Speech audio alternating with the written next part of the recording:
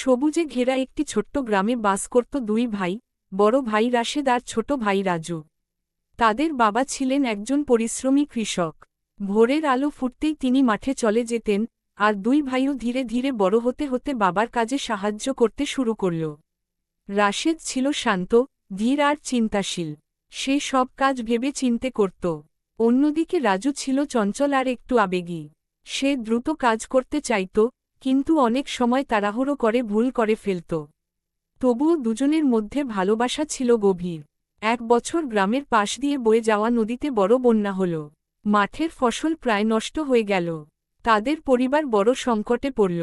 বাবা অসুস্থ হয়ে পড়লেন দুশ্চিন্তায়। তখন রাশেদ বলল, আমরা দুজন একসাথে কাজ করলে আবার সব ঠিক হয়ে যাবে।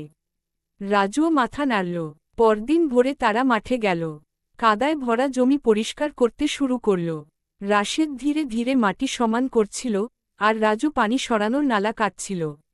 কাজ ছিল কঠিন, কিন্তু তারা থামল না। একদিন কাজ করতে করতে রাজু ক্লান্ত হয়ে বসে পড়ল। সে বলল, এত কষ্ট করে কি হবে দাদা? সব তো শেষ।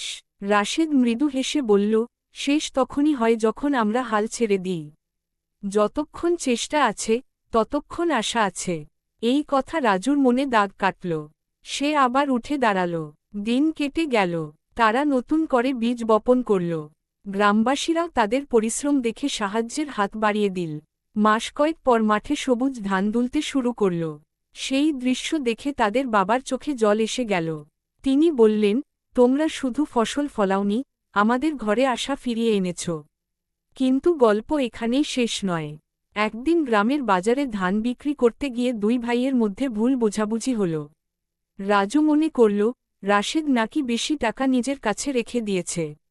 রাগে সে বাড়ি ফিরে কথা বলা বন্ধ করে দিল। রাশেদ খুব কষ্ট পেল।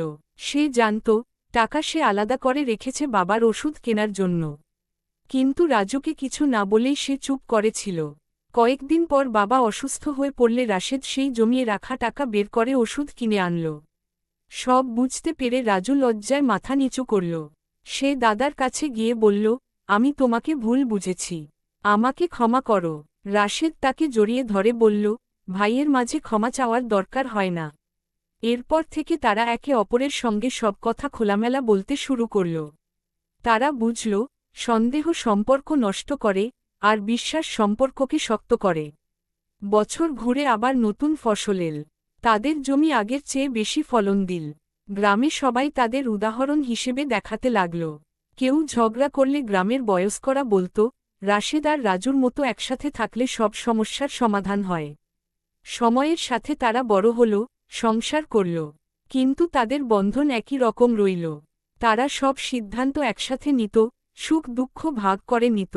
এক সন্ধ্যায় দুই ভাই উঠোনে বসে আকাশের তারা দেখছিল। রাজু বলল, দাদা, যদি সেদিন তুমি আমাকে সাহস না দিতে, তাহলে হয়তো আমরা ভেঙে পড়তাম। রাশেদ মৃদু হেসে বলল, আমি একা কিছুই করতে পারতাম না। তুই পাশে ছিলি বলেই পেরেছি। আকাশে তখন পূর্ণিমার চাঁদ উঠেছে। সেই আলোয় দুই ভাইয়ের মুখ উজ্জ্বল হয়ে উঠল।